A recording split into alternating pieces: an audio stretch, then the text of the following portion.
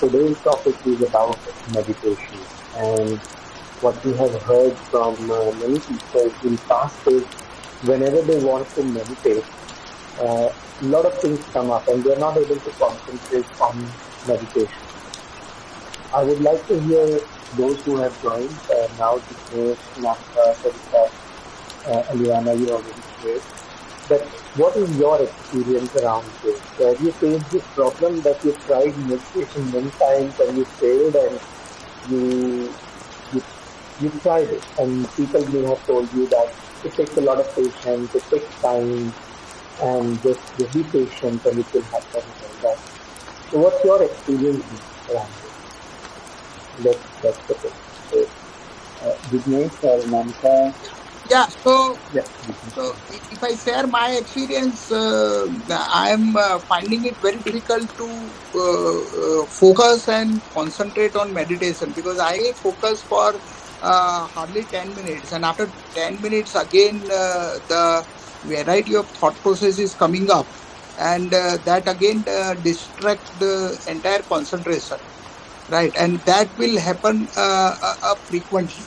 So at a most not more than 10 minutes I can concentrate or focus during the meditation. That is the challenge which I am facing. Right. What about others? Anamika, Jha, Kumar, Sarita? Yeah, What's your experience? thank you. I just joined the call. So what was the question about? Is it about why it is difficult for the meditation? Is it? Why has that been your experience as well? Yes. Yeah. Okay. Yes, My experience is I'm very good with guided meditation. If it is with a little bit of music, even if it is not music, if somebody is guiding, saying close your eyes, and I do this 𝗕𝗃 meditation regularly. I'm very comfortable with guided meditation, but if you ask me to sit quietly without anything, without any sound, music, or without wearing a headphone, it gets really difficult. That's mind just wanders. So many thoughts. Right.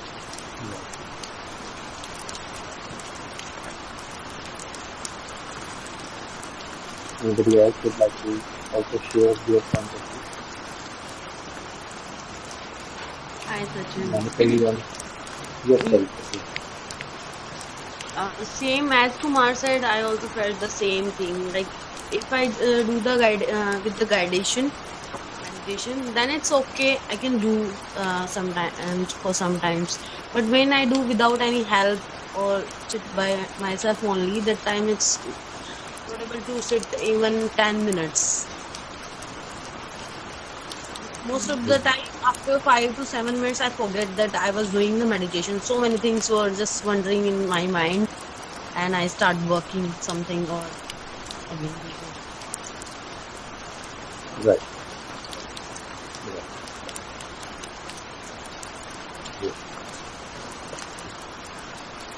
And thanks, Sarita. Hello. Yes, yeah, actually my internet connection is very unstable today. Yeah, that's one of the reasons why we keep the videos off, since there is no presentation or anything. That is one of the biggest. Yeah, go ahead. Yeah. You can leave it up. Yeah, what my experience has been, when these thoughts come up, like when there is a lot of rampaging thoughts coming in your mind, the more you try to resist it, the more you try to run away from it, the more it persists. So there are times when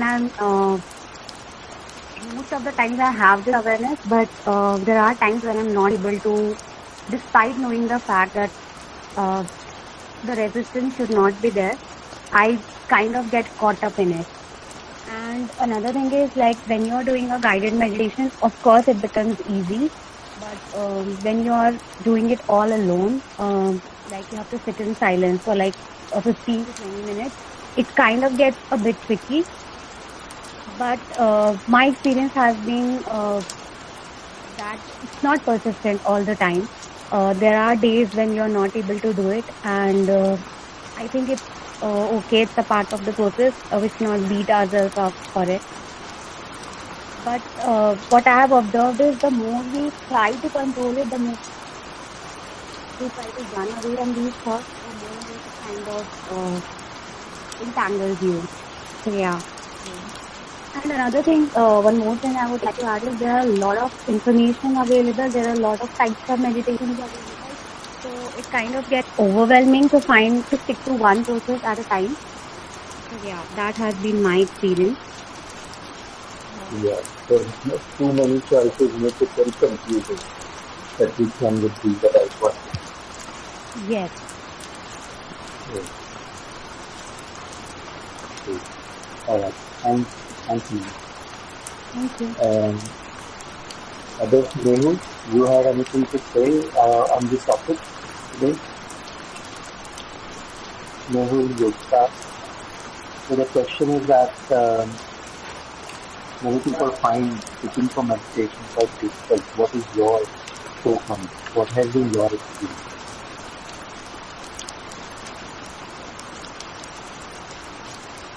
If you are muted from your side and you have to unmute yourself. Just go ahead. For initial 5-10 minutes, I think it's okay, but then again thoughts start to come. So that is the only experience. Yes. So that's been quite consistent. Most people are saying this is the clear. Sharma, your voice is not very clear. The other voices are very clear, but your voice is not clear. Will you please check at your end?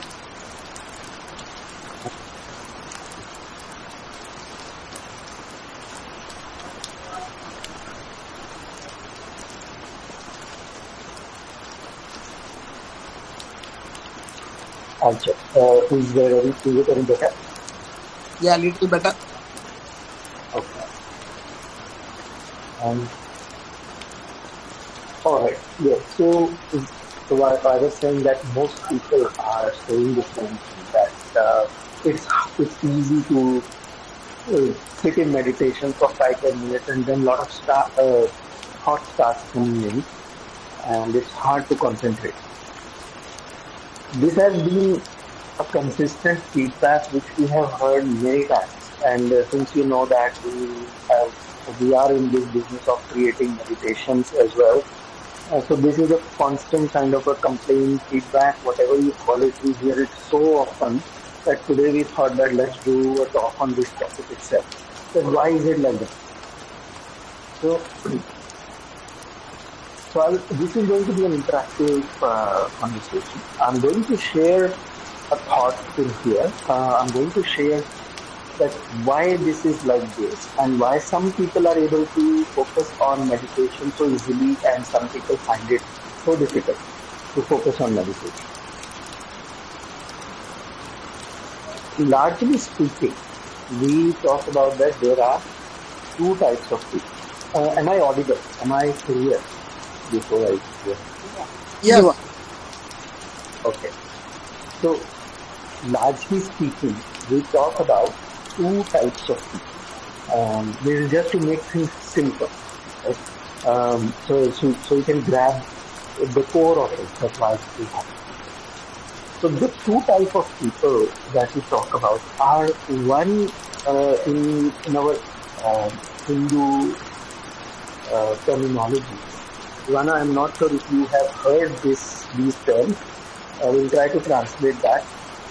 But there are two paths that we talk about. One is called the Bhakti Yoga and one is called the Jnana Yoga. So Bhakti Yoga is more about going ahead with faith, going ahead with trust. So people who are on the path of Bhakti Yoga, so yoga, as you understand, yoga is not yoga, as I'm referring to over here. Yoga in very crude sense means lifestyle. So yoga is how you decide to live your life. So in Bhagavad Gita, there are 4 types of yogas that are described. 2 of those is Bhakti Yoga and Jnana Yoga. Now, Bhakti Yoga means someone who lives a life whose life is more about the life of faith, life of dedication, life of trust. So they are the kind of people who don't analyze things too much. They are the ones who just go with it. You ask them to do something or believe in something, it's very easy to go ahead and believe in something and go ahead with faith and trust. So this is those kind of people. And then there is a second type of people who knowingly or unknowingly follow the path of Jnana Yoga. So you may not have chosen this path. The path may have chosen you. And these are the people who are more analytical, logical in nature, who need reasoning, logic, facts, convincing before they believe in something, before they act on something. So these are those kind of people.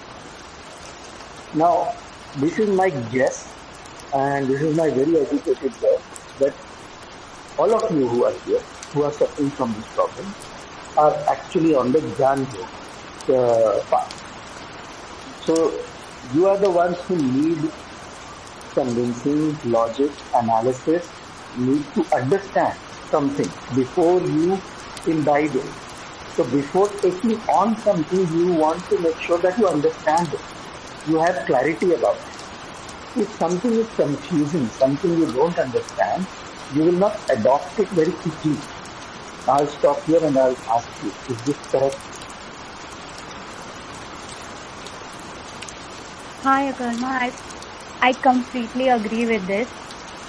I mean, you just answered my question. And I've been reading Bhagavad Gita for the past few days, few weeks actually. And I am more a kind of person who is into Jnana Yoga, because I need to know the depth of things. I need to, it's just my nature that I like to analyze things and get to the core of it until I believe it. So believing comes a bit later to me. I need to see things in a more logical aspect. And I think that's the main reason. You just answered my question. Yes. Yeah, this makes complete sense. Yes. Exactly. When we are talking about meditation, I'm exactly that kind of person. For example, okay, I would like to, I need my system to know, okay, what exactly happens in my brain, my body when I meditate. So, I have an idea of what's going on when I meditate, or, they say, people should say, for example, various vitamins and stuff, okay, but I want to know how body works and why I need them. For example, I don't know, magnesium or whatever, right? I'm not just need to follow it. And don't mention peaceful. Well, I had such a discussion with myself, the peaceful discussions, Yes. I got it. That's right. Wonderful. And again, see, the objective of me sharing this is not to tell you this is right and this is wrong, you should be like this or you should be like that. It's not at all. It is your self-awareness session. It is becoming self-aware about who you are, how it clicks to you. This is who you are. This is how you have been designed. This is your genetic makeup. This is how you are designed. So you just need to understand this is who you are. And this is how the other person is. So people who are on Bhakti Yoga are like that. They can't be you can't be them. That is as simple as that. So by you understanding that this is how it is for you, you now understand. You now can. When I'm going to talk about more that why this is a deterrent, why you are not able to meditate, you start to connect. So there is nothing to correct over here. There is nothing to fix here. It is more about understanding and then choosing the method correct.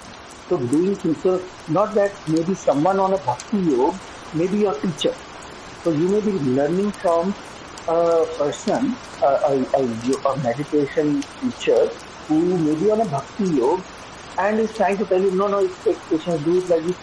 That person will not understand your way of your wisdom. So their advice may not work for you, although it is working for them because this is them. They can do it. But because they can do it, they assume that you can also do it. It has worked for them this way, and when they are sharing it, you do it this way as well because I was able to do it. But it may not be possible. So you have to understand who you are. how is your design, how is your personality, and then understand where the blocks are. And then you just clear those blocks, and then you'll be able to meditate as well. So that's the objective of this talk. So anybody else, what do you have to say? Mehul, Vignesh, any comments? My view is that we are normally engaged for 10 to 12 hours in a day for a lot of professional activities, and we have a lot of challenges in our working life. So that challenges and that thought process is all the time going on. And over and above that, we are a family person. So we have a lot of family related subject issues, society related issues, the other kind of issues. So that is the other 4 or 5 hours goes for that. So in a day around 16-17 hours, our mind is fully churning with all these professional challenges, all these professional related issues, all these personal, family, society, all those related issues are churning 16 to 17 hours. And when we are sitting for meditation for say 15 minutes, half an hour, 45 minutes, all those 16-17 hours challenges do influence heavily on us. So we need to learn that how best we can distract or what you can say disable from all those challenges which is influencing on our thought process, influencing on our mind when we are in a meditative state of mind. So that is what the art of learning for each one of us is, to how we can detach from those challenges, those issues which we come across and which is influencing and which is part of our life. We cannot avoid that. That is also a reality. That is what I feel. Agree. Yeah. So your answer itself is such an analytical answer in itself, as you can hear it. So that itself gives you the answer that this is who you are. You like to analyze. So the fact of life and the truth of life that you have explained is your truth of life, is your fact of life. And it's not deniable. But it's not the absolute fact of life. It is not the same for everyone. There are people who can do things differently also. And that's fine. This is where I wanted to bring your focus. That even to answer this question, you have analyzed so much. I will add something to what 𝗔𝗵 is saying. So if we observe the content of the mind and body, so the mind wants to know and the body wants comfort. So every time if you just simply observe yourself, you'll realize that all your mind is trying to do is to find answers, is to know how things happen, why things happen, and everything that is going around. So it is always trying to, figure out that what's going on. So this is the basic fundamental nature of the mind, that it wants to know. And in the same way, the basic fundamental nature of the body is that it wants comfort. So if you just simply observe yourself while you're sitting in meditation, so the mind wanders and the body starts feeling discomfort. So many a times, a lot of people just get out of meditation just because, the body is feeling so agitated and we are feeling so much of discomfort because we don't want to feel that way. We are, in resistance of not feeling that, and we are also clinging to the comfort which the body wants to feel and the answers that the mind wants to get. And the thing about the mind, the logical mind, is that it cannot find its answer without thinking. So it has to think to find answers, right? So now this is the basic. This is just basic to all of us as humans, all kind of bodies and all kind of people who are there. The body-mind phenomena which goes on all around. Right now, when we go beyond this, people who are in the path of Bhakti Yoga or Gyan Yoga or Dhyan Yoga or any kind of yoga which we follow. So we all are innately following our different paths and different ways of doing things. Now, whatever Akarma is trying to say, it's not analysis which we are pointing towards. It's not analysis at all. It's not a logical analysis of things like 1 + 1 = 2. That is what is the habit pattern of the mind itself, that it wants straight away, it wants an answer. Why? What is this happening? Why is this happening? Okay, this, and all that. But the thing is that we all are more than that. Now, going forward to different paths of finding your way of, moving forward or evolving or becoming better or any terminology that we use. For that, there are different paths. Now, meditation in one way is, an activity. As an activity, we see that the terminology that we use is we do meditation. So it is like an activity that we sit, we close our eyes, we sit in a certain posture, maybe we use some chants or mudras, or maybe we do certain things and do it in a certain way, and that is what, usually people refer to as meditation. But meditation is, this activity is great, fine, it's a great starting point.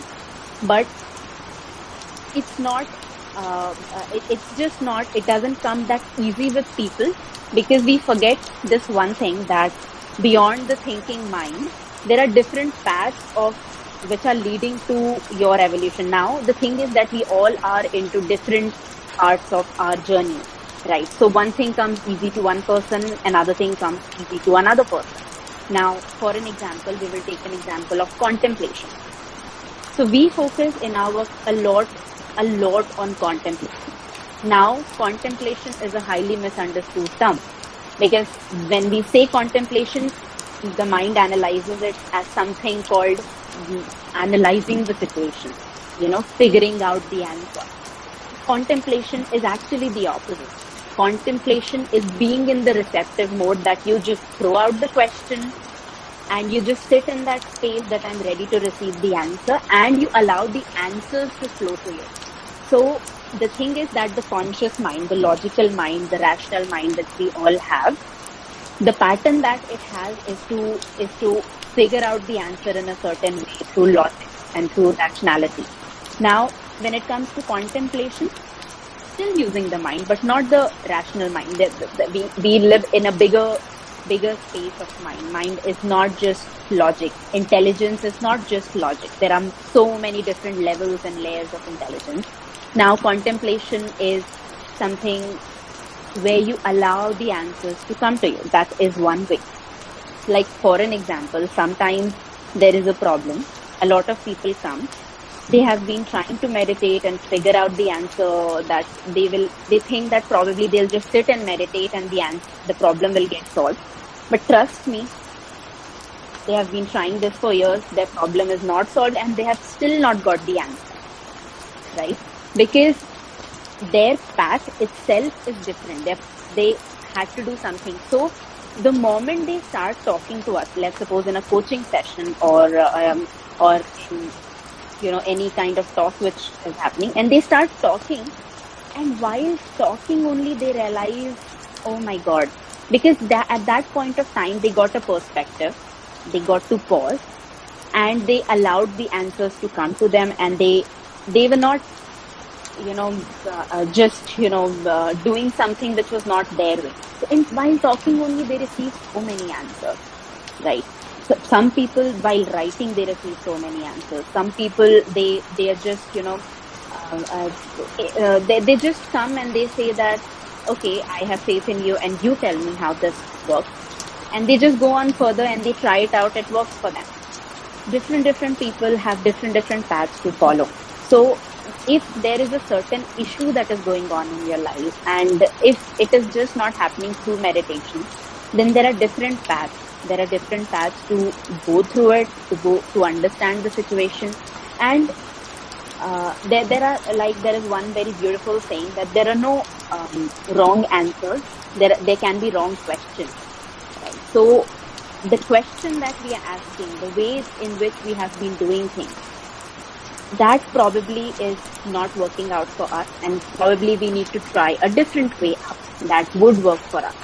So meditation works for everybody, but we all are at a different level. If your mind is agitated, you're constantly stuck at a point, then it's good that you can explore different ways of doing things, and then you move forward and you can figure out maybe sitting for a longer time and doing meditation, etc.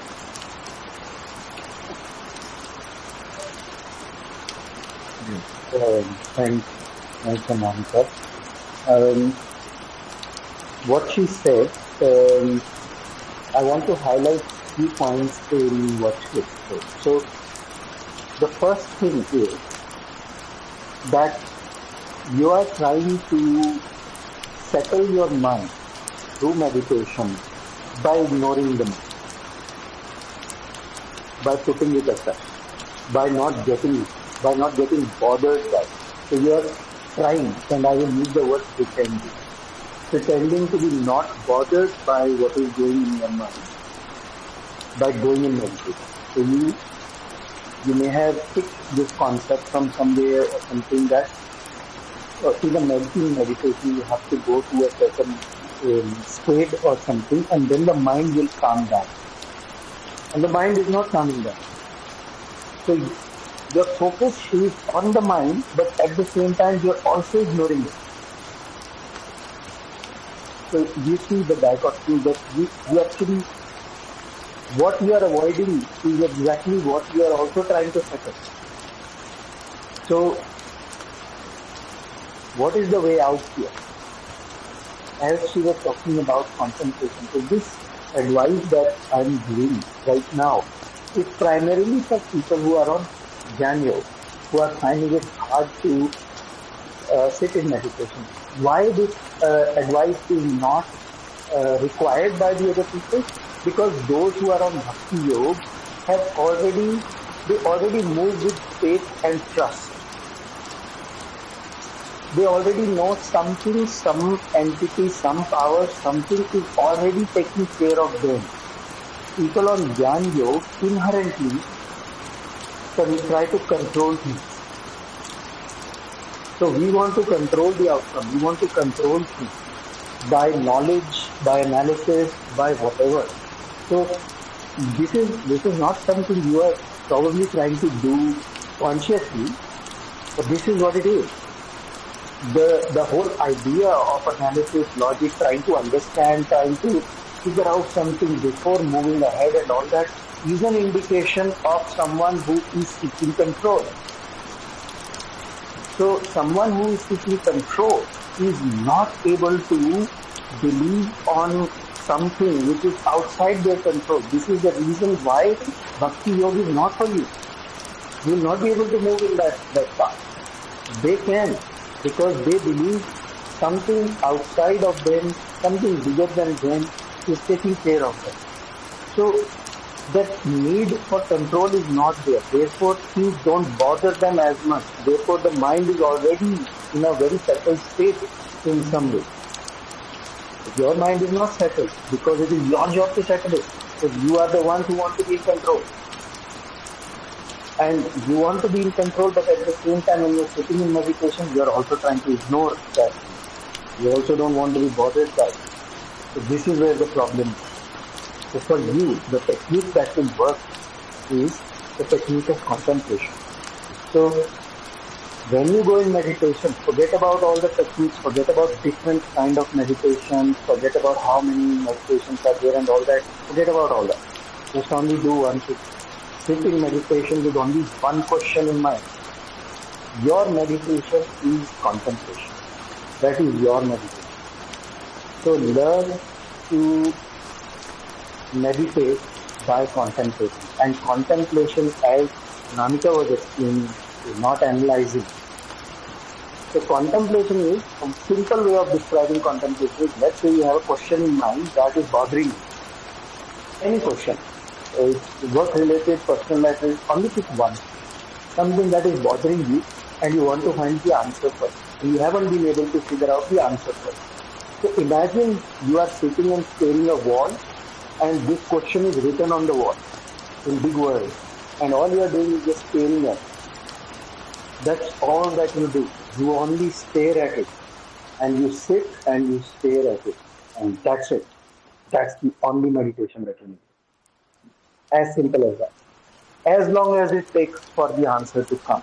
You don't force the answer, you don't try to create the answer, you don't invent the answer, you don't try to figure out that have I got all the inputs, have I got all the data or not, nothing. You just sit, stare at the world. That's only the meditation that will work for you. And you will see that you can very easily sit in that kind of meditation for few hours also. Because here you are not ignoring the mind. The mind wants the answer for this question. You are doing everything but not answering this question. And that is why the mind is telling you. That is why it is not letting you sit in that. Because it wants the answer. It wants the control. And you are ignoring that.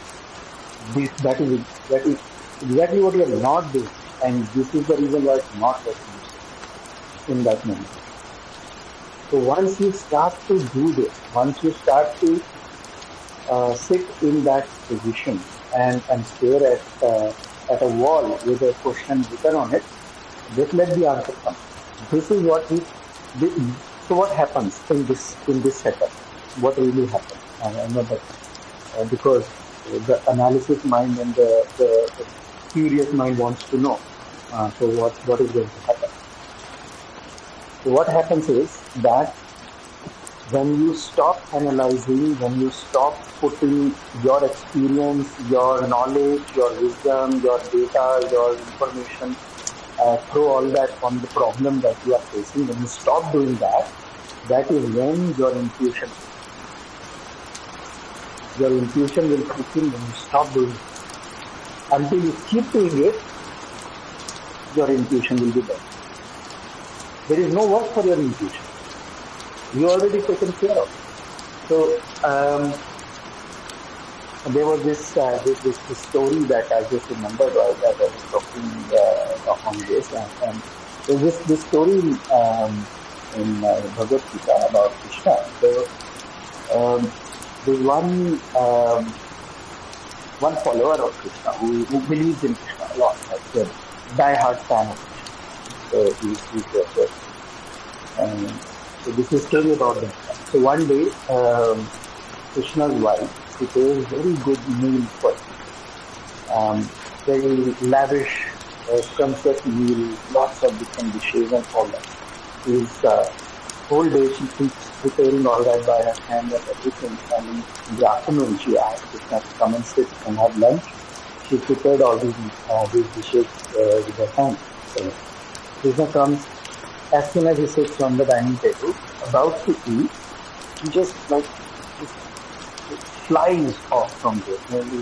His hand goes on the plate and the food goes everywhere and just flies off towards the door. And food is all on the floor and it's all distributed. He goes to the door and he stops there for a second and he comes back. His wife is curious and she's thinking that what just happened? I spent whole day making this food for you, didn't even taste it, and you just ran like anything, wasted all the food, and then where were you going? You didn't go anywhere also. And he said, I have this follower who was in trouble. So he was in a marketplace somewhere, and people were throwing stones at him, and he was calling my name. And he is my biggest follower, so how can I leave him there? So I had to rush and save him. He said, then why didn't you? He just went to the door and came back.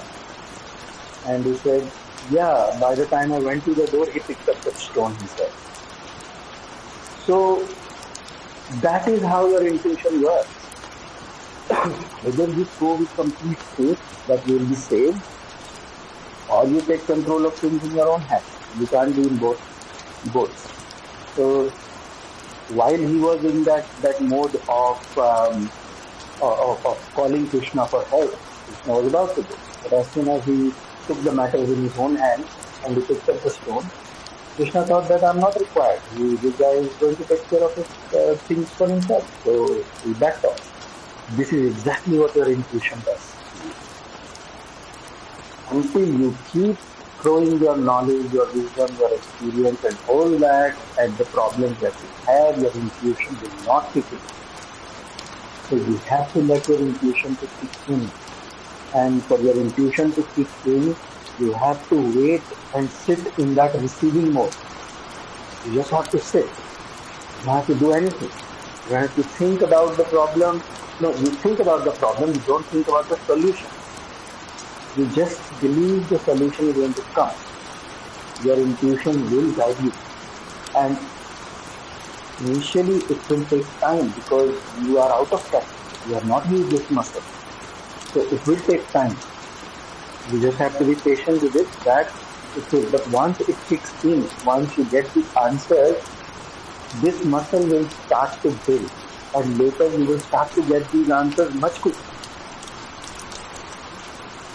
And you'll be surprised by the kind of answers you will get. You will be so surprised that they will come out of nowhere. You'll just think, where did this come from? Where did this thought come from? I wasn't even thinking about it. It was just, the thoughts will just come out of nowhere and no context or nothing.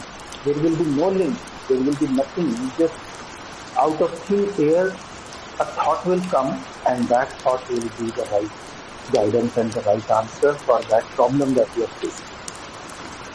That is the kind of meditation that you need to follow. That is the practice that will work for you.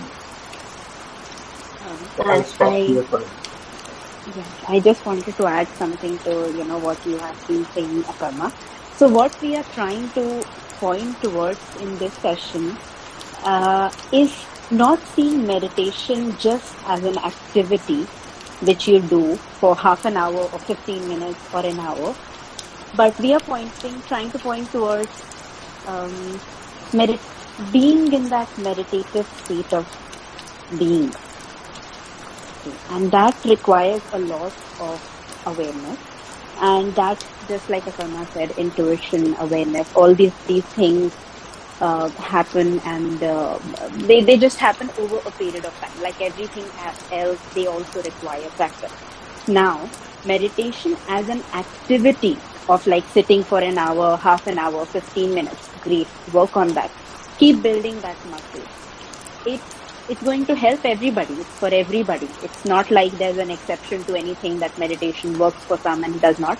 But there will be people who would find it easy to meditate for like 8 hours straight, right? But there will be people for whom meditation just that way as an activity would not work. Okay, so it is for everybody. Everybody ought to do that and all that. But it's not that everybody would find answers just by that meditation as an activity. So what we are pointing towards is to expand the horizon, and whatever you're doing, whatever way you meditate, but try to bring awareness to the areas where you get stuck and you're not able to find the answers. So there, contemplation is one thing which shines in, which comes in, and it helps, and it brings away, because there's some point where you have been stuck. So we all are made up of panch kosh. So there are 5 koshas which a human being is made up of. So there is a physical kosh, emotional kosh, mental kosh, intellectual kosh, all of causal body, astral body. We have different koshas in us. Now, each kosha has a different kind of an attribute towards it. Now the thing is that although even if you work just at one kosh level, it is going to impact all the others. So regardless of where it is, right? So even if people who do Hatha yoga, they work on the body, but it's not possible that it will not impact the mind, it will not impact the emotion. So everything is interconnected. But sometimes it happens. The tricky thing with the mind is that it gets stuck in certain areas where it starts creating those kind of problems which won't be solved just by, doing meditation as an activity or just sitting. So there, sometimes you just need to become aware, and you have to see what you're trying to do, and you have to figure out maybe a different way of doing things, right? So if there is a stuckness at the mental level, and there's something which is bothering you, something which agitates you, a specific kind of a problem that you're going through, so open up and allow yourself to receive those answers. Ask the question, and intuition and guidance and all these things do not just come, we say that it comes from within. It does indeed comes from within, because the receiver is fit in within, right? Who is the perceiver? The perceiver is us. So of course it's not possible to perceive anything without the perceiver. So the perceiver is going to be there. Like for an example, just taking an example, if I was your guide, or a karma was your guide, or anybody in this call was your guide. So when you open up the intuition, it can pop up from people, from books, from air, from walls, from anywhere. So your idea is to ask the question, and to ask it in a way so firmly and in such an assertive, faithful manner that you are ready to receive the answer, and you welcome the answer from all around. Now the perceiver is within you. Why we say that all the answers are within you? Because of course the perceiver is within you, and it's the mind which makes, that separation, that this and that, and this is different and that is different, and we all are separate from each other. But it's all like a play going on. So the receiver is fit in here, and it's going to receive. So we are trying to point towards coming to that, receptive mode, the receptive mode of living life. What Anamika was saying, it just reminded me of one thing that many times we say this, that when you are praying, you are talking to the universe or to the source or whoever you believe in, that's who you talk to. And meditation is when that source, that universe, that source is talking to you. So you need to be in the receiving mode at that. You can't be in the talking mode when you are in meditation. You can be in the talking mode when you are praying. So when you are in meditation, you need to be in the receiving mode. You ask the question and then you sit. You ask, it doesn't get there. You ask the question and now you just wait to receive the answer. And be patient and let the answer come. So remove all the hurdles around it, your knowledge, what you know, what resources you have. Is it possible? Is it not possible? This is that. So remove all those hurdles. Let the answer come to you. Whether you want to act on that answer, you don't want to act on that answer, that you can decide later. So let the answer come first. Why you block it before it even comes? Why you filter it with all you already know? Because when you filter things with all that you know, then you'll only receive a very little bit amount of it. So you have to get in this practice of not filtering when you are in the mode of receiving. And that is what meditation is for you. And meditation, as Namika is pointing out, is a tool. It's only a ladder. It's a car. So objective is not meditation. Objective is not try to meditate for 10 minutes, half an hour, 1 hour, 4 hours, 8 hours. What is the point? You meditate for 8 hours. What about the rest 16 hours? So you meditate for half an hour, you feel very good. What about the rest 23 and a half hours? You'll be miserable. Those 23 and a half hours. So you'll only be happy for that half an hour. You felt very good. Maybe another 1 hour after that. Then after that, life kicks in and all that. And then the rest 22 hours are all fucked up. So what is the point of it? So the point of this whole activity, the end goal is meditative state, not meditation. One day you have to leave the ladder also. If you have to go to the first floor, you have to leave the ladder also. Don't keep standing on the ladder. I'm standing on the ladder for 8 hours. I'm standing on the ladder for 10 hours. What is the point? Go to the first floor. So achieve the meditative state. And once you have achieved the meditative state, you will see that you don't need meditation anymore. Your intuition is going to be talking to you all the time. So this is the way to kickstart it. And once you have kickstarted it, the sense of calmness and the grounding that you will feel, even without sitting in meditation, even without waking up at 5 o'clock and then sit in a closed room and all that. So anyone can sit in a closed room, 5 o'clock, with no disturbance and all that, and experience that. But can you be calm and in control when you are sitting on a crowded bus? Can you be calm and grounded when you are driving cars and there is traffic jam? So that is where your meditative state will come handy, not meditation. So meditation is the way. It is not the destination. But you have to use it. You have to use the tool. So one day you have to drop the tool also.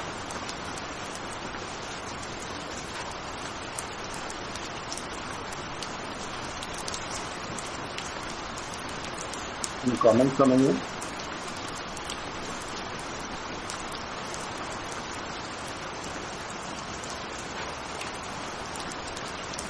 Mehul, Yogita, Ivana, Namika, Sarita, any comment? So far, what you have said.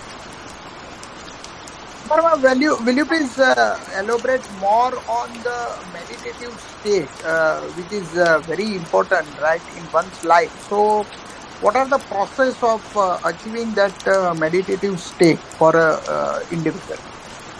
This what I just described. That's the process. That's the process that will work for you for now. So continue doing the meditation with the awareness that one day you have to leave this house. So just use this tool until you get good at getting in touch with your intuition. And once you get in touch with your intuition, once it starts speaking to you without you have to sit in the meditation, that is the day when you will achieve that meditation. Will you please share some examples about the individual who had achieved that level of meditative state? Most of the gurus that you would know, Osho, Muji, Ramana Maharishi, all the teachers, all the guides, all the gurus that you have heard the names of, they've all achieved that. They don't have to sit in meditation anymore. They are always in meditative state only. They are always in that sense of control. Control of them, not control of the situations and people around them. And that sense of control, that sense of grounding comes from your intuition that you can handle it. So right now the agitation and all those things that come is because we feel that what if this happens, what if that happens, all these worries that happen, and we see then what will I do, this, that, all that is what is making us seek control more and more, seek more and more knowledge, seek more and more details. And the more we do this, the more we get dependent on these things, which is very limited. So you have every... Yes, go ahead, Yogi. Yeah, so I guess, I'm sorry I interrupted you. So as you said, the more we go into too many things, like these days it's too much available. Everyone is writing content, everyone is teaching you everything. So too much is available. So my question was few days back while I was meditating, and after meditation when I was sleeping, this question come Yogita, are these it's your experience, or it's just inbuilt experience which you have been listening from people who have probably reached to a certain state, believing that this is what the state is called? I mean, after a time, yeah. So Yes, is it your own experience? You're reading too much Cannot of be. book and all? No, it cannot be. It cannot be your Yeah. experience. See, anybody, I can share my experience, it will be only information for you. Everything is information for you. Outside, whatever is coming is information, not experience. Exactly. So It's in my that case, experience is personal. I can share it. So- I can share it as an information to you. But it cannot be your experience. You cannot adopt it as experience until you but, do it. but Karma, if you listen, we are so conditioned from childhood, we always grab that things in our mind which we hear and which we feel like, oh wow, people are getting such a great experience, and we just inbuilt in our mind. Okay, how to get out from the loop? I mean, I seriously stopped watching videos, reading books, and attending to any kind of. So that's good. That's good. That's a good thing. But so see what happens when you eat too much. Sometimes when you eat too much, what do? You take a break from eating, don't you? When your stomach is too full, if you are eaten very heavy lunch, sometimes you feel like not eating dinner. Or do you still keep stuffing up your dinner because it's just available? It's right there on the table. The food is there. Just because the food is there, does it mean that you'll just stuff it? Yeah, correct. But how will you get to know? See, what do you mean? How you get to know? I mean, like, see, my experience is when I sit for meditation, I have just observed a few things, like from almost a year now. My left leg started swelling. It was like extreme swelling will be there. The sensation will be so strong that I'll not be able to sit more than 20-25 minutes. Maximum I can sit for 25 to 26 minutes. That's it. And then when the left leg got cured, when I don't know, I accepted it or don't know, the right leg started putting me around, and it's almost more than a year. Like I'm just like in the process of this pain and then sensation, strong sensation, but I don't know what it is. I mean, I don't know how to basically cure that. How to probably now my mind has set like this. Okay, before sitting in meditation, I know that okay, Yogita, you can only do 20-25 minutes. Your leg will again start paining. So it will actually swell, like you'll have a swelling for at least for 2-3 minutes, and the sensation will be so strong, and then only I'll be able to stand and walk. Yes. So how I get to know? How you'll get to know what? You already getting to know that your leg is swelling. What is it that you want to know? I mean, like, why it is swelling? I mean, I don't know right now. I mean, any cure I can do it, or how it is. It is swelling. It is swelling, and all that you are feeling is because your focus is off. I'll give you an example of one of my teachers. So, I used to do a business inception camp many years ago, and one of my teachers used to be part of that camp, and he used to come and deliver some of the content.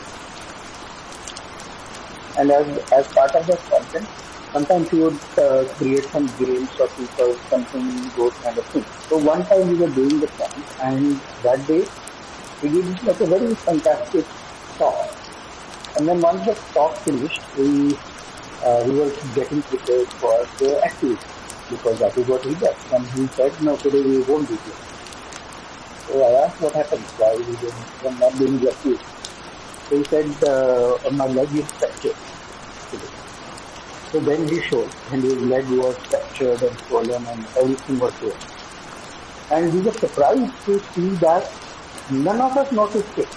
It was not there. When we were talking, we talked for almost 2 hours. And there was no sign of any pain or anything.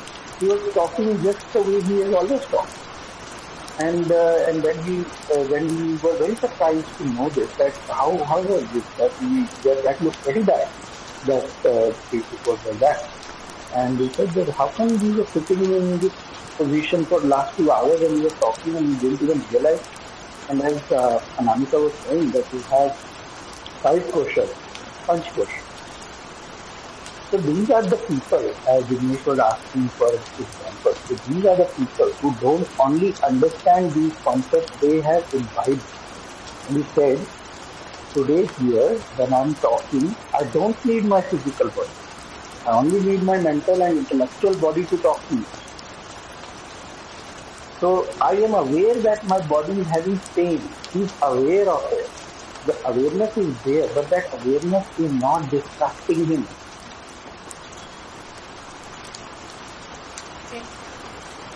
So, understanding these things and experiencing these things is only going to free you from these things. We only see ourselves as physical body. So, any physical pain, all concentration, all focus goes on that, and then everything goes out of the window. You cannot focus on anything. So, when doing things, when in day-to-day life, what you're doing, which kind of body you want to operate from, is what you can choose.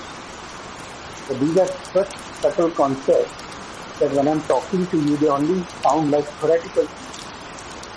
And they will sound like theoretical things because none of you have experienced it. But once you have experienced it, you will know what this means. That with the awareness that you have swelling in your body, with the awareness that you have this, with the awareness that you have that, you can still focus.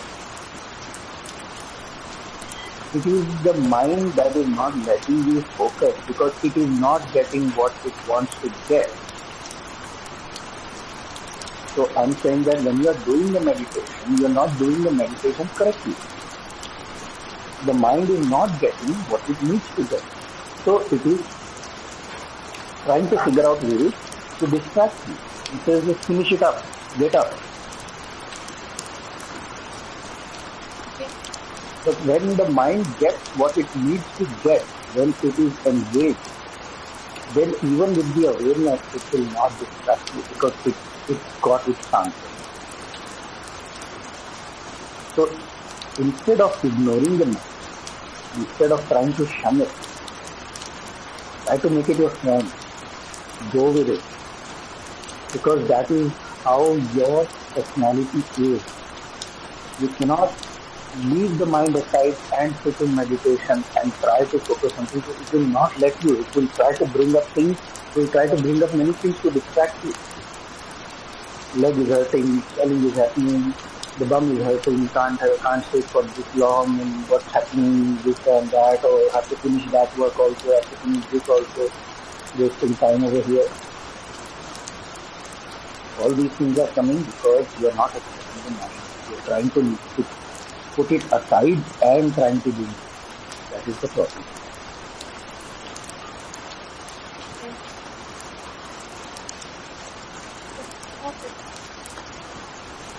Ivana, your hand is up. Sorry, I can't hear you properly, sir. What did you say? No, I was asking Ivana, your hand was up, so you wanted to say something? Yes, and I was muted and I realized it. We're in time. Anyway, I loved your answer to your detail, and that's when you said about 𝗔𝗸𝗿𝗺. My question was pretty similar. So, lately I've noticed I'm doing yoga regularly for the last year and a half. And in the last couple of months I noticed that at the end of the session I have a really hard time lying down in Shavasana. Like, I just feel like I want to move. So lying still is painful. And, I also feel the itch. I have tons of reasons to move.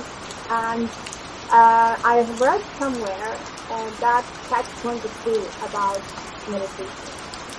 So basically, to regulate nervous system from that fight, flight, freeze, response, which we are in business world very often in, so I don't know, right? Meditation is the answer. But then again, there are people who claim that to meditate, before meditation, there should be some kind of, pranayama or something to calm the mind to actually meditate. Because I know it in my own example, it's really hard because I'm very agitated in each stage.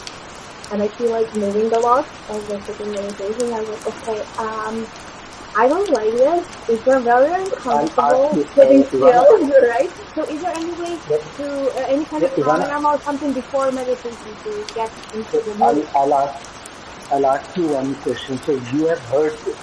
Someone has told you this, you've heard this. Has it worked for you? What exactly?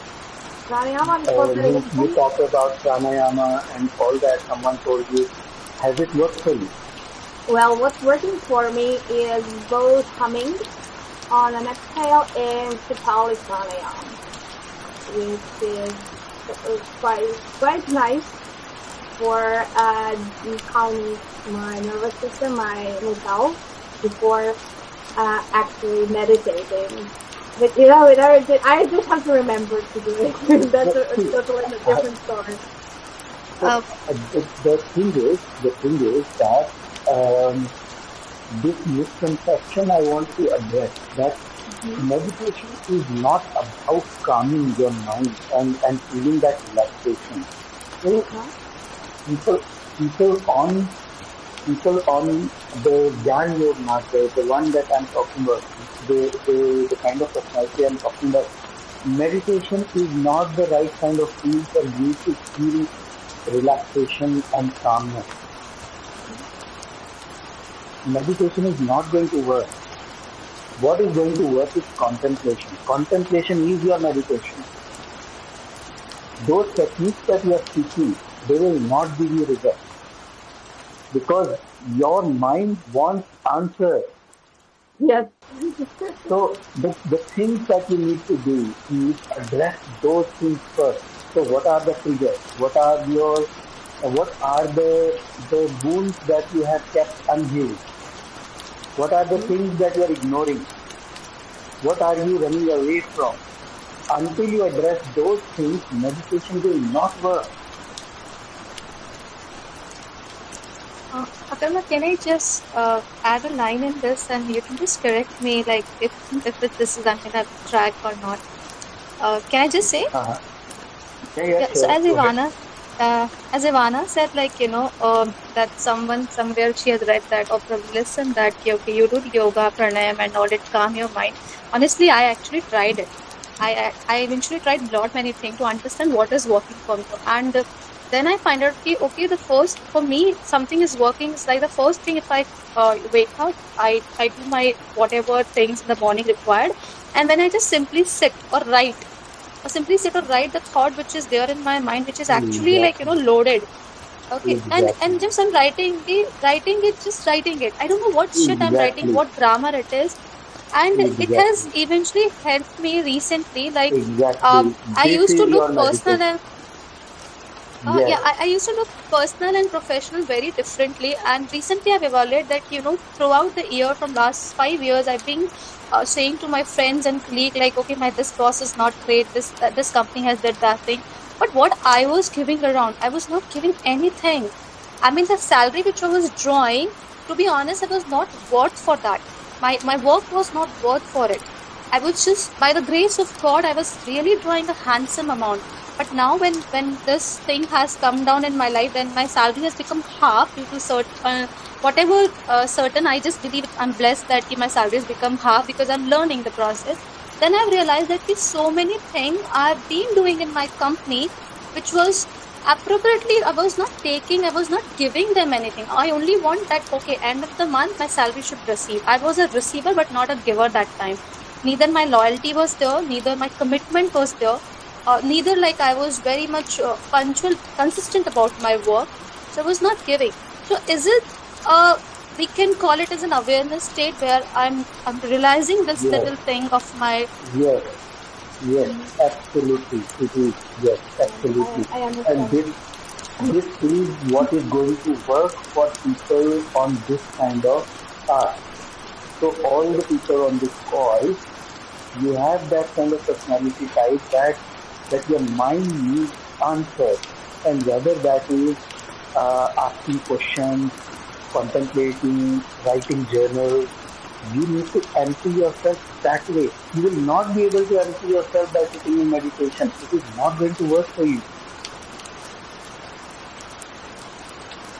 Yeah, I don't understand. Thank you, Yogita, for sharing that part about unloading the mind. I tried journaling, and I found out that it makes me feel even worse. So yeah, because I feel like I'm double thinking about stuff in my mind. But what I found really a lot more to unload them. Yes, the type of unload I'm talking about here is actually talking. Just not even sometimes I'll record myself and delete it right away, just to let out all this stuff. And what's really interesting, when I keep on talking to follow the recorder or even not, that I actually find the answer while talking. Your part or I'm imagining Your I'm path talking to to your friend or someone. Yeah. yes, your path to calmness is discussion. Yeah. That's true. Your path to calmness is not sitting in meditation quietly, because your mind will not let you sit quietly. But I guess also like Ivana and Karma, like these are all sensation. I've just so one fine day, one of my teachers said like, why don't you leave it? I mean, I really was unstable woman. I mean like मुझमें ठहराव नहीं था कहीं पर भी. मुझे हर चीज में भागना था.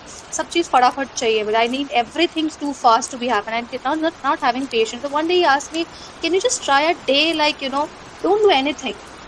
If you're feeling dumb enough, be dumb. Just don't do and just see how the sensation is helping you. And it has one day I was like, okay, like let me just try. I've tried so many things. Why can't I try this? And then I've realized that this fear we talk about, happiness we talk about, good thing we talk about, bad thing we talk about, the terms and words as an alphabetic words we have given to all this thing. When you see deeper inside, it's all sensation. When you're not feeling good, it's not like your mind is saying you're not feeling good. The sensation you're feeling, it's letting you know that you're not feeling good.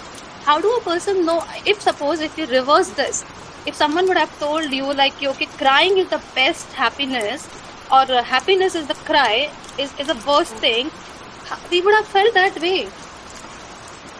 I mean, I sometimes feel like if someone reversed me this thing, okay, success is not at all good. Only like, failure is the best thing to achieve in life. We would have felt better in that way. So, I mean, this is just my understanding, which I'm experiencing it these days. Okay, that sensation is just a sensation. So understand one thing about yourself. I'm talking to everyone, not just this. Understand one thing about yourself is that the best thing for you to work, in order for you to empty yourself, so meditation is the process of empty. People who are on the Bhakti Yoga path, they can empty themselves by sitting in meditation, and they can do that. If you listen to those people, you will be miserable, because it works for them. It will not work for you. This is the constant message I'm receiving. I'm using the word meditation, but I'm saying your meditation is not that meditation. Your meditation is contemplation, which has many different versions. So contemplation could be you sitting by yourself, journaling, asking questions. You could have a discussion with a friend. You could talk to someone. You could vent out. You could confess. Until you do that, until you verbalize, until you write down, you will not be empty. This is your meditation. Mm-hmm. So you understand this personality type, this makeup for yourself, that this is how God has made you. This is your design. Your empty, the path to empty yourself is by removing all those layers first that is bothering you. So if you like to discuss things out with someone, discuss it out. If you're feeling burdened by something, you want to cry out, you want to shout out, you want to do all that. All that is your meditation. Mm-hmm. If you want to shout, if you want to be, break things, that is your meditation. That is what is going to make you empty. If you want to break things and someone says, no, just go and sit in a corner and sit there, your mind will not let you. If you are angry about something, someone has told you something, and the dialogue is continuously repeating in your mind, and someone says, oh no, just calm yourself, go sit in that corner, do this kind of meditation and all that. You try, but the dialogue is still going on. I could have said this, he said that, she said that, I didn't say this, that. Then just say it. That is your meditation. Yeah. That's wonderful point of view. I mean, like, I often, when I feel angry and I just feel like I need to scream, I either go to the forest and just scream my lungs out, or lock myself in the car, or put the windows up, and I just screaming it out, and there's like, and then you feel good. Yes. Yes. That is your meditation. That is exactly what I'm saying. This is your meditation. The other types of traditional meditations not for you. They will not work. They will only just keep the emotions bottled up for that time until doing it, and then you still feel like screaming anyway after doing that.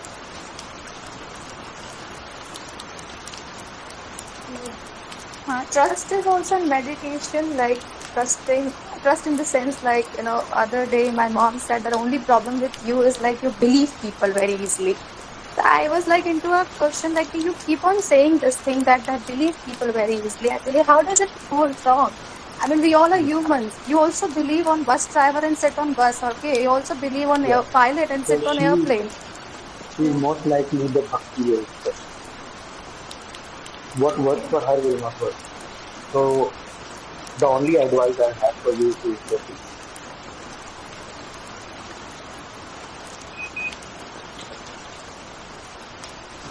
Like I said, people on Bhakti Yoga have a different way of looking at things. And they will give you advice. You should be like this, you should try like this. But you are not made up like that. So own up your own genetic makeup. Own up who you are. And realize who you are. Become self-aware of who you are and what works for you. You can listen to all that. But then see, if it doesn't click to you, if it doesn't work, it doesn't work. It doesn't click. Then you just leave it at that. You are a different person. Just because she is your mother, genetically you share the same DNA, doesn't mean you have the same personality type.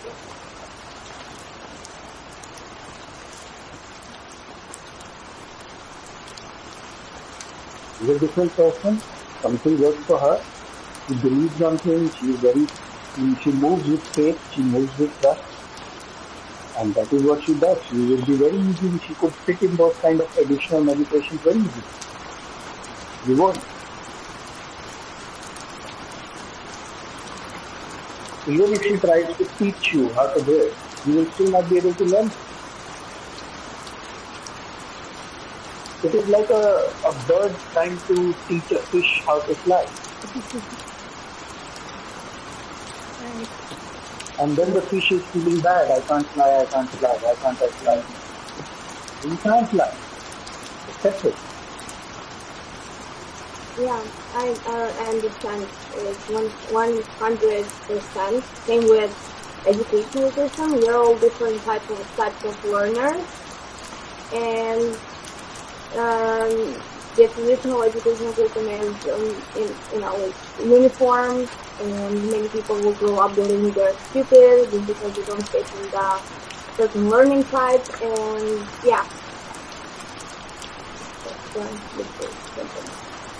Self-awareness is very important in this thing. When you understand that who you are, what your tendencies are, what works for you, what doesn't work for you.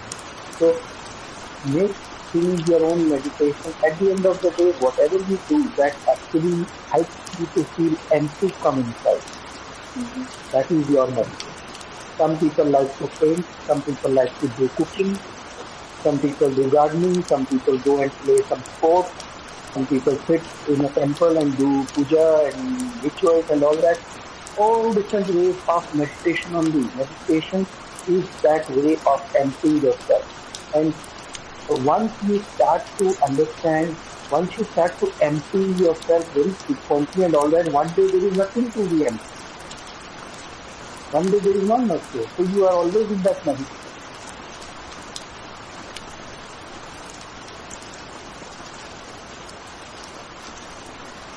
I have a question. Yes. I have a question about the contemplation process you mentioned. So you mentioned take one question and stick with it. So do we have to stay with that question and at a stretch we have to just sit with that, or we can just put that question out and put us in the receiving mode and that's it? Yeah, we go about doing that. Yeah. You sit, let's say you assign time. You just say that for half an hour, I now have you get up early in the morning, sit on the bed, and you give half an hour and sit in that receiving mode. If the answer comes, it's good. If it doesn't come, you just get up and start doing your work, day-to-day work that you do, and let that question simmer in the back of your mind. Okay, so what you mean is, it is possible that you might get the answer in the form of dream, in the form of any mechanism system. Then so what you mean is, instead of doing the regular meditation, just use this form of meditation and just let the answers flow. For now, you do that. For now, you do this. For now, if the normal forms of meditation are not working for you, then there is a good indication here that you are quite full already. You need to first empty yourself. Yes, I am quite aware of that. There is a lot of information going on, and the mind is always trying to analyze and find the answers. Yeah. So you're right about that. Just one more question. Just one more question. I have observed that for me, writing works a lot, journaling works a lot. So when I'm journaling, I just pour my heart out, and by the end of the process, I kind of find my patterns and the insights I get from it. I don't even get that from meditation. So can we use? That's the intuition. That's the insight that you talk about. That is your intuition talking when you're journaling and all that. You go in that kind of a zone. When you're journaling, you are just pouring out. You're not even thinking. You're just pouring out. Whatever is in there, you're just pouring out on a piece of paper. Yeah. And by the end, even though we start with whatever is going on in our mind, by the end of the process, you kind of get those insights. So that is also a form of meditation. That is also, in fact, I tell you one thing now. Like maybe a light bulb moment for many people. I'll tell you one. You pick up any meditation, any form of meditation. What I've just told you, all these activities that you can do, all meditations teach you one and only one thing: is to focus on one thing. If you are doing traditional, there could be chanting, there could be one mantra, this mantra that you are focusing on. There's always this. The course helps you to polarize your brain on one thing. That is the root of all meditation. Yes, that's true. So when you are writing, you are polarized anyway. When you are screaming, you are polarized. You are only screaming. When you are painting, you are only painting. When you are cooking, you are only cooking, because that is your meditation. That is what grounds you. If you are cooking and your thoughts are all over the place, you are not cooking. Yeah, that's true. So many people find their zone. So some people, so everyone has his zone. Everyone has. It's you who would know. I don't know. You will know. Some people, they find it like go for swimming, and when they are swimming, they just forget about everything. Just swim. Some people will go and play tennis. When they are playing tennis, they're just playing tennis. They're just in that zone. Some people will just play chess. You may play a video game. So it is that you polarize your mind on one and one thing. That's polarizing. When you take a break from all the other thoughts, is what that good, you get that good. The only problem is, by all these activities, they can tend to be very addictive and distracting. So some people might start to drink. Some people might start to eat food when they are stressed. So meditating for these reasons is no different than drinking, because it is still addiction. What happens is, when you are doing meditation for these kind of reasons, you are getting momentary pleasure. For the moment you feel. When that activity is over and you come back, then it's all good. So you haven't done any emptying exercise. In So fact, for what I that, have observed, sorry, please carry on. so for that reason, I am suggesting concentration for you. That don't distract yourself with other activities. If you want to scream, you scream. You want to do whatever you do, but then also because until your mind gets the answer, you will not be able to move forward. If you keep screaming, then one day screaming itself will become an addictive thing. Then all the time you'll feel like screaming out, and like you'll try to find place where you can go and scream. So if you can't find a place to go and scream, your whole body will shake, and you get those withdrawal symptoms like anybody not getting better. So it is another form of addiction. About the addiction part, what I have observed is, as you mentioned, we kind of get addicted to those experiences, and we feel like having those experiences over and over. So there are days when I'm not able to meditate. So I feel this sense of guilt that I'm not able to meditate That's regularly, addiction. and That's addiction. so how do we get over it? Well, now you know it's addiction, so how do you get over addiction? You now know. So you have to force yourself to stop doing it. Okay, so basically don't do it for a while and follow this method of compensation. Yes. If you're getting addicted to something and when you're not doing it, you are feeling miserable. It's the classic definition of addiction. Okay, got it. Thank you.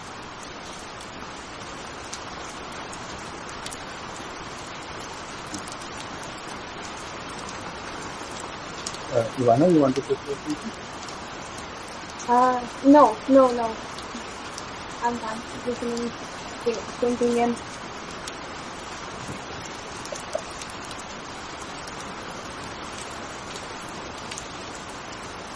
Cool, then it's 6:30, guys, so shall we wrap up?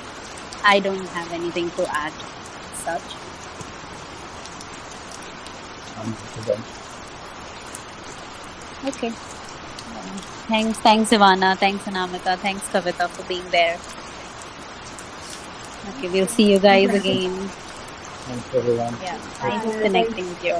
Yeah, thank you guys for wonderful insights and wonderful seeing you and talking to you. Okay, thank you. I hope that this is going to be helpful. Thank you. Thank you. Good day. Bye-bye. Thank you. Have an awesome evening, guys. Bye.